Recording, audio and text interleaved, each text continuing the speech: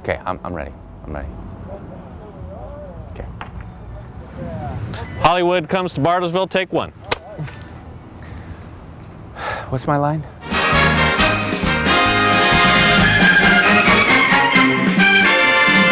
Dateline Bartlesville, where the who's who of the silver screen have descended yet again. You know, it's interesting. This is the third movie we've actually had here in the last 6, 7, 8 years. Down at Pyramid Grocery Store, normally the closest you come to the stars is Redbox. These days... Juliette Lewis was in here, I think, last Sunday, and Ewan McGregor was in Monday. Wow! The stars in the flesh. Must be weird. It's very weird. But they look just like normal people. But their diets must be anything but normal, as the frou-frou Hollywood types go for the all-natural. Yeah, now that might be some of the draw that they're coming in here. We have the big organic selection.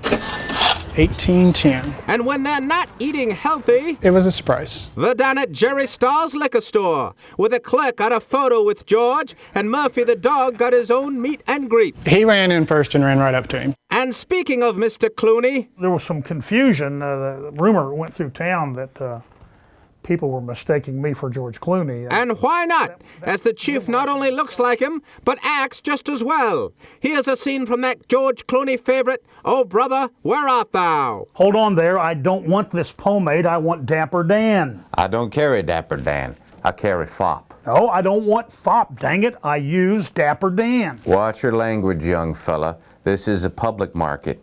Now, if you want Dapper Dan, I can order it for you. Be here in a couple weeks. Ain't this a geographical oddity? 2 weeks from everywhere. Forget it. Just a dozen hairnets. And cut!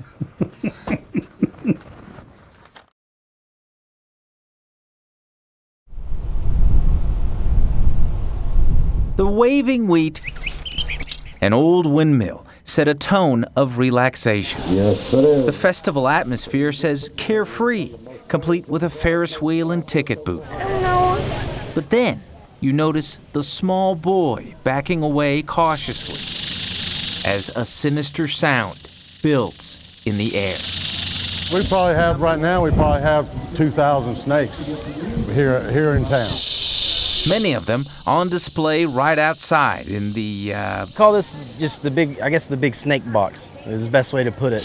Down below, 8-year-old Sarah, very sweetly and clearly explaining what could happen to you if you get bit. Well, you'll die? Yeah, that about sums it up. And occasionally, it does happen. There was a guy, 2 years ago that died from complications of a snake bite, yes. His name was Joe Maddox. His picture on display right next to the rattler that killed him. A beast he had already caught out on a hunt with a friend and put into a box like this. The strike happened when he went to put another snake into the box while standing in front of it. And opens the container this way. The thing you never do, you always open it from behind. He opened it this way and the snake got him right here, just like that, right into the femoral artery. I need all you guys that are going out on a hunt right out here in front of me, please. Despite that risk, every year people line up to go hunt them. This is the western diamondback rattlesnake. This is what y'all are going to be out there looking for. Before each expedition, there's a 5-minute lecture on do's and definitely don'ts. You might want to catch him with his tail and pull him back to you where you can get to him with closer to his head where you can handle him. Of all the faces listening in the crowd that would soon be in a wide open field, none was as excited as Caleb. I really like rattlesnake hunting, and I've been doing it since I was 6 or 7. Out here with his grandparents and little sister Gigi looking for some specimens.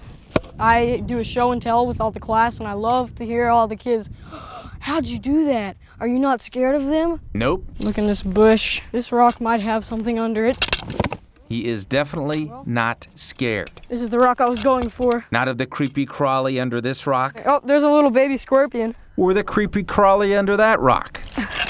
Hey guys, this is a giant centipede. Nor is he afraid Tickle him out of the tarantula he coaxed out of its hole. Their stingers are actually on their butt, kind of type area. That was a technical description, which will no doubt one day be used on his own television show. When I grow up, I'd love to be on Animal Planet or something naturistic.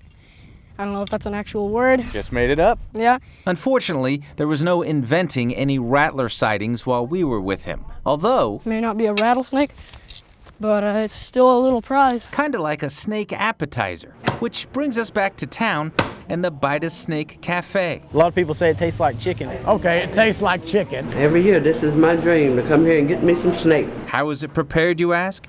Very simply. A hatchet, This is kind of like what you use for chicken fried steak. some flour, and then the deep fryer. And if they run out, When are y'all gonna be doing another one? they just holler next door. Don't take long to do what I do. Where Robert Ray, Get me a little tape cutter, aka the butcher, go right down the center of that belly. is busy prepping the next meal. Removing heads with still flickering tongues. Them heads will bite 24 hours. And hearts that just don't know when to quit. Still beating, take a licking and keep on ticking. It's an event that has spectators looking uneasy, but not enough to look away.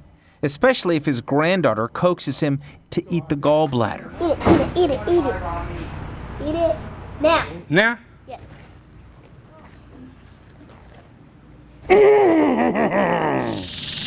The 47th annual Mangum Rattlesnake Derby. Guaranteed to put a tingle in your spine and then some. When you drink that snake blood, your tongue kind of tingles. Burt MUMMOLO. Got a little tingle to it. Tulsa's Channel 8.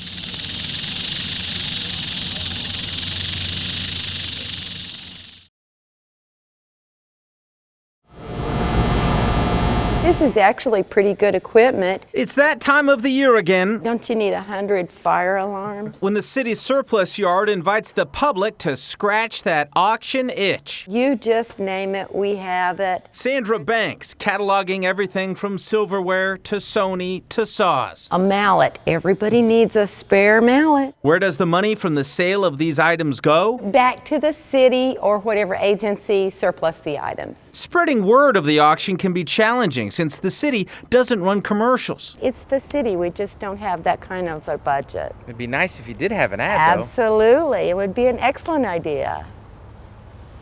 It's a semi-annual city surplus auction. Toyota, Mercury, Ford. Cars. Look at this Ford Taurus. 77,436 miles. Somebody get me a polygraph. These deals can't be true. These deals are downright smashing. If it needs a little work, bring it over. I can fix it.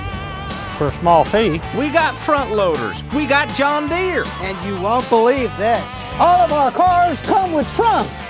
No, you're not dreaming. These deals are for real. Hey, GT, I found you a bus. A bus? I always wanted a bus. We got a red Chevy, we got a blue tractor, and this beauty? Only 87,000 miles. Hey, John. Yeah, Punch? These deals are arresting. So get yourself down to the auction yard, where our motto is and always has been. Buy until you get tired of buying. Burt MUMMOLO, Tulsa Channel 8.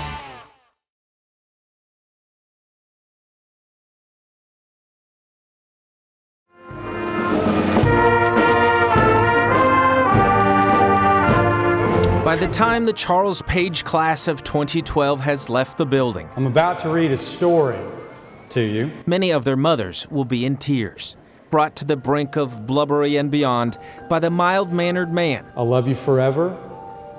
I'll like you for always.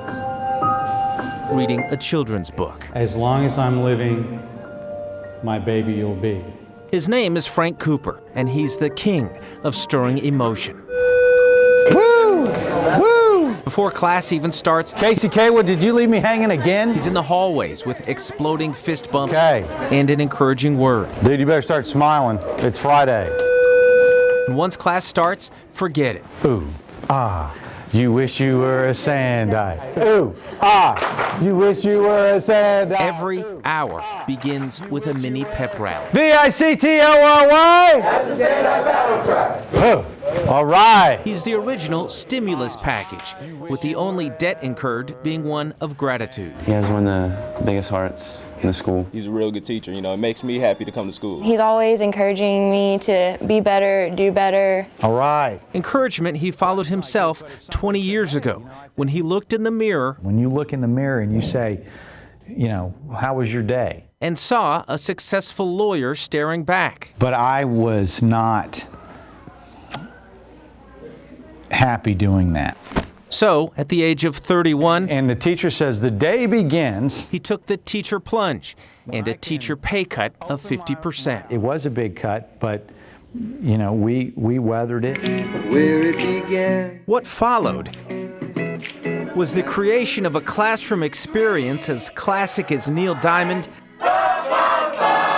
and as infectious as the facial expressions on the multiple cardboard Elvises in the room. I've been an Elvis fan my whole life. So much so that every January... What's going on? What's up? You like my hair? This king of motivation... I'm gonna do a snare like Elvis did. ...transforms into the king himself. Yeah, it's Elvis's birthday. And he stays like this all day, from street law... How can it be that you can be thrown in jail for telling the truth? ...to world history. Okay. Now, did the Pope in medieval time have anything beyond spiritual authority? It's a bold move to just be yourself, even if that means being Elvis once a year. Well, bless my soul, what's wrong with me? It's a tune of confidence identity-seeking teens happily sing along to. I'm in love.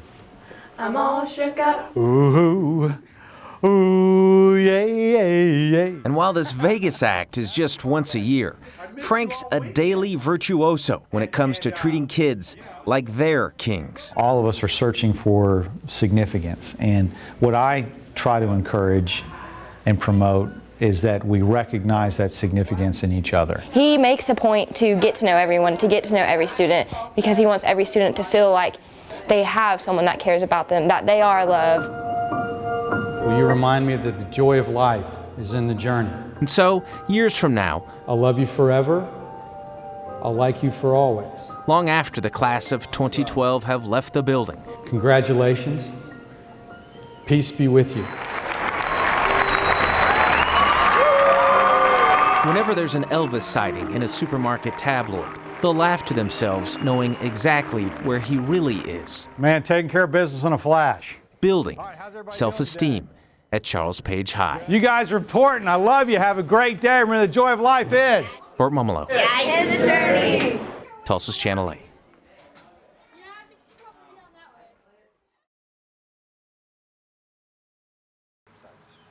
It's stated emphatically, Biscuit Acres is a park for dogs. But that exclamation point should really be a question mark.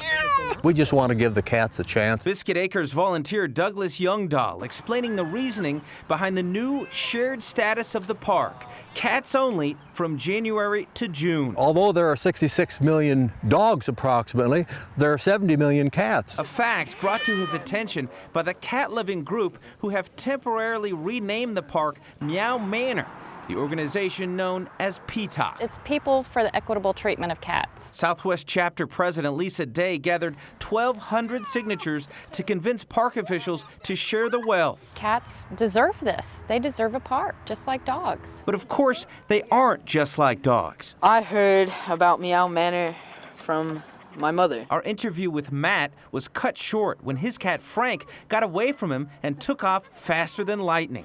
A scenario that's raising concern. Our concern is that the cats are going to be out more. Tulsa firefighters doubling their practice of rescue techniques in anticipation of a spike in calls for stranded cats. If we have to climb a tree to get a cat out, we have to incorporate all the safety systems and the rope systems to make sure our firefighters are safe. A worry not appreciated by Jaja, whose owner Lynn is optimistic city officials will be tolerant. We all have to get along. And that's what the world's about, sharing. Besides, say cat lovers, this is also an issue of improving animal health. When Bevel ran free for the first time, she barely made it 100 yards. She's so fat that I think she just ran out of energy. The dog reaction? Not exactly happy, with territorial shuffling just outside the fence and a boxer doing a double take. A unique lesson in diplomacy for kids. There haven't been any cat parks, and I think that this is a fair way for cats to just roam around and play. Meow Manor, a new milestone on the landscape of political correctness. Some say ridiculous, some say about time, some say April Fools. Dogs. April Fools! April Fools! April Fools! April Fools! Burt Mummolo. Tulsa's Channel 8.